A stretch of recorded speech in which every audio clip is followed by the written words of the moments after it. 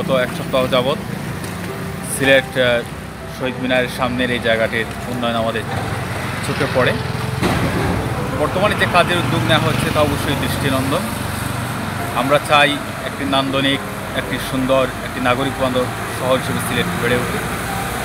আমি ধরে বাংলাদেশ সরকারের মাননীয় প্রধানমন্ত্রী জননেত্রী দেশরত্ন শেখ হাসিনা এমপির প্রতি আমি ধন্যবাদ জানাই। সিলেট 1 আসনের মাননীয় সংসদ সদস্য বাংলাদেশ সরকারের মাননীয় পররাষ্ট্রমন্ত্রী জনাব একে আব্দুল মোমেন স্যারের প্রতি। আমার বিশ্বাস আমাদের যারা নেতৃত্বে আছেন তারা যদি জনগণের উন্নয়নের কথা ভাবেন, জনগণকে নিজেদের একজন বলে চিন্তা করেন, তবেই নগরের উন্নয়ন সম্ভব। সাথে সাথে আমি এই বিষয়টা আরেকটু যোগ করতে চাই। আমরা অনেক ক্ষেত্রেই দেখি যে একই রাস্তার উপর বিভিন্ন সময়ে বিভিন্ন উন্নয়ন প্রকল্প কাজের জন্য খোঁড়াখুড়ি।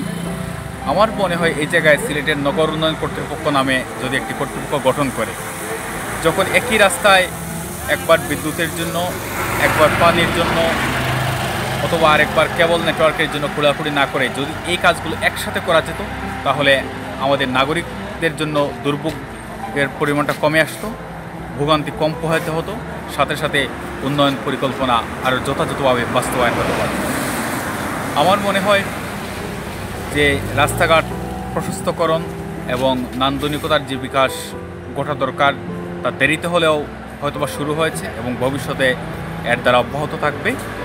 অতি সম্প্রতি আমাদের সিলেট কেন্দ্রীয় মুসলিম সাহিত্য সংসদের সংশ্লিষ্ট একজন কবি মারা যান। তার বিদেহী আত্মার প্রতি মাগফেরাত কামনা করি এবং সাথে সাথে এই আশাবাদ ব্যক্ত করতে চাই, ভবিষ্যতে কোনো অনিয়ন্ত্রিত, অনিরাপদ এবং অপরিকল্পিত নগর উন্নয়নের জন্য কাউকে যেন প্রাণ হারাতে না হয়। সবার মঙ্গল হোক, মুক্তিযুদ্ধের চেতনা, স্বাধীনতার চেতনা প্রাণে প্রাণে ছড়িয়ে পড়ুক। বিজয়ের মাসে আমরা যেন নৈতিক বোধে উদ্বুদ্ধ হয়ে বাংলাদেশকে আরও এগিয়ে নিয়ে যাওয়ার শপথ গ্রহণ করতে পারি।